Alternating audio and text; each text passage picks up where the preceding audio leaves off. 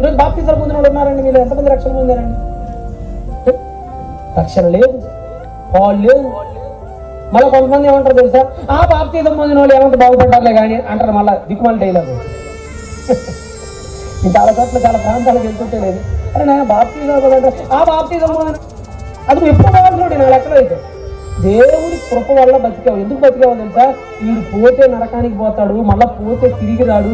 ఈ భూలోకంలో ఇదిగో ఏదో ఒక సభలో వీడిని కూర్చోబెడదాం, ఏదో ఒక మాట వీడికి ఎక్కకపోద్దా, ఏదో ఒక బ్రదర్ వీడికి చెప్పకపోతాడా, వీడు మారకపోతాడా, వీడు మళ్ళీ నా కోసం బతకపోతాడా అని నిన్ను పరలోకానికి నడిపించడం కోసమే ఇంతకాలం నీ ఎడల ఓర్పు కలిగి సహనం కలిగి దేవుడు వహించాడండి.